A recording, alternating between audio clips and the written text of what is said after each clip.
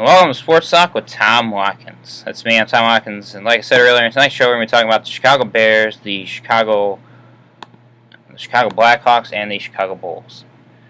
Gosh, it feels good to be back on the air. You know, I've been doing this. I'm graduating in December. I've been doing this. I've been on the radio now for 2 years now. Did Sports Talk Time Watkins my first year. We was on the Waddy and GR show last year. Tried to get that going, and decided this year I'm on my last semester here. This is it, so I decided to go back to what was good, what was legit. So, okay, so right now I'd like to start off by talking about the Chicago Bears. There's only one word to describe that game last night, and it's wow. W-O-W. 28-20. If you didn't watch the game, Sunday Night Football at Niners' new stadium, the Levi Stadium. They said it was about 42 miles south of Candlestick Park, so in the Bay Area there. Recap of what happened: Bears go down 10-0 after one. They had a horrible first quarter. Pathetic. Offense couldn't do anything. Defense was it was on the fence. They were iffy. Then San Francisco goes up 17-0 late in the second quarter. I don't know. There was a turning point in this game. Now, you talk about a lot about turning points in the NFL. There's a show about it, NFL Turning Point, on NBC Sports Network. What's funny is the turning point in this game was when Jay Cutler got popped.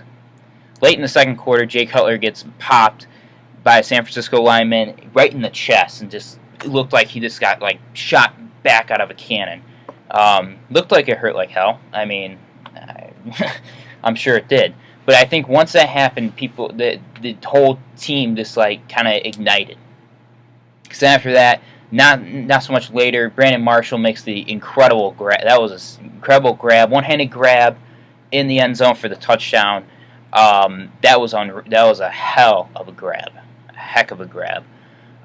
So then they go up 17. They're down 17-7 halftime.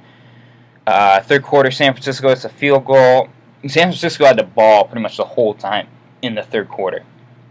Pretty much the whole third quarter, San Francisco had the ball. But then the Bears turned it on. Kyle Fuller had 2 interceptions in the fourth quarter for the Bears to take over. Brandon Marshall had 3 touchdowns to take over, and they scored 21 points in the fourth quarter to win the game 28-20 in unbelievable comeback fashion. Jay Cutler, he went 23 for 34, had 176 yards, 4 touchdowns, no interceptions. Played a pretty solid game, I thought.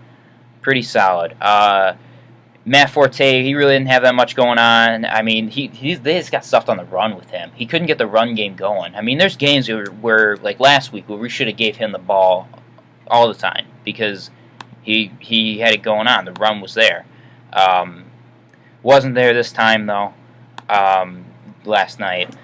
So Matt Forte, he had 12 attempts, he had 21 yards, not a whole lot going on for him.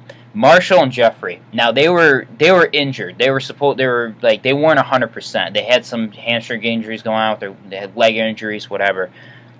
Still came up and produced. Brandon Marshall, 5 receptions, 48 yards. He had 3 touchdowns. That was huge. The dude's just a gamer, man. He's a gamer. I mean, you just throw it up and he'll jump up and get. I mean, I love Brandon Marshall. Ashawn Jeffrey, he had 3 receptions for 47 yards. I know Cutler was trying to look for him during the game. He just didn't have it last night. I think he had hamstring issues, so I think that had a lot to do with it. Martellus Bennett, 7 receptions, 37 yards. He had a touchdown as well. He had a good game by him. Santonio Holmes is a guy that's been impressed me the last couple of weeks. He's in that third receiving role, but the guy can make plays still. Even though he's older and he's probably more on the latter part of his career, he still can make plays, still can produce. Last night he had two receptions for 20 yards. I mean, he's a shorter guy, but he can catch the ball and he's got some speed. I like him. I liked when we picked Santonio Holmes up. I thought that was a good pickup.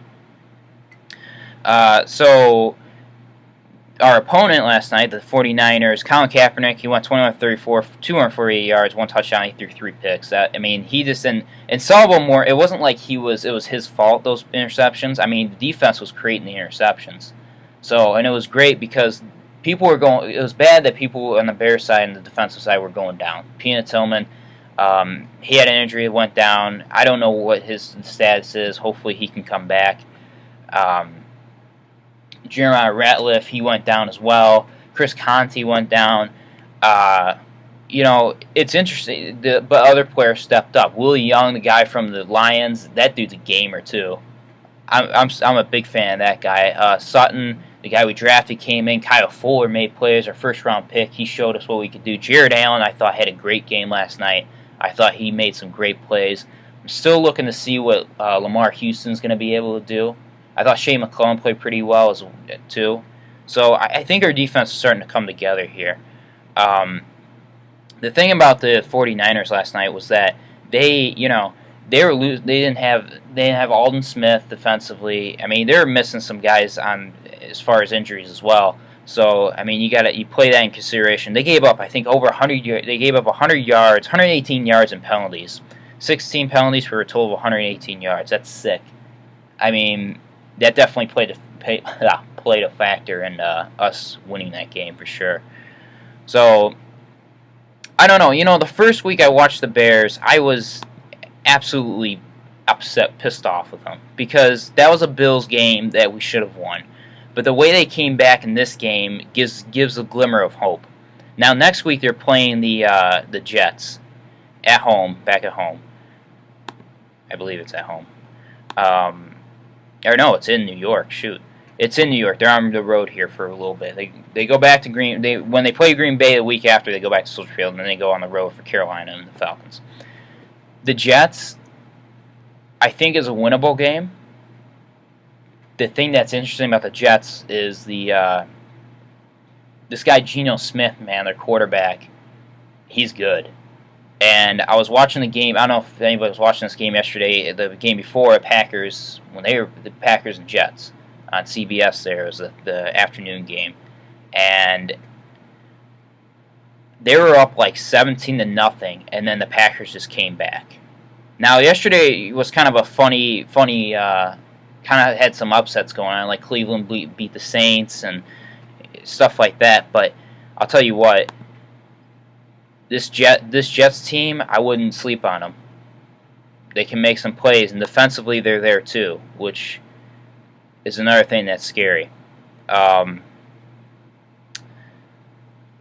It'll be hopefully this week. Hopefully these guys can get, like Ashlon and Brandon Marshall, can get healed up, so that we'll be ready to go come next. Hopefully it'll be 100% next week because we're gonna need them 100% down the line here, especially early on.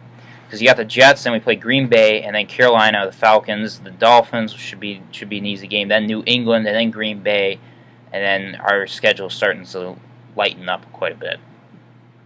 So it'll be interesting to see what happens. I was pretty shocked last night. I'll be honest with you. With that game, I was pretty shocked. I did not think we were going to win that game. I thought going in we weren't going to win. I'm like, it's the 49ers. There's no way. There's no way we're going to be able to win, but they pulled it out, and that was pretty awesome. So with that, I'm going to take a quick break here. I'm going to regain some thoughts. When I come back, I want to talk about the scandals in the NFL right now. The Ray Lewis thing, the Adrian Peterson thing. Andy McDonald was another thing. He got to play last night. He was in a scandal, domestic violence. I'd like to touch on that a little bit before I get into the Hawks, because there's going to be a lot of discussion of the Hawks and Bulls here in the show. So for today, so I'll be right back. So stay.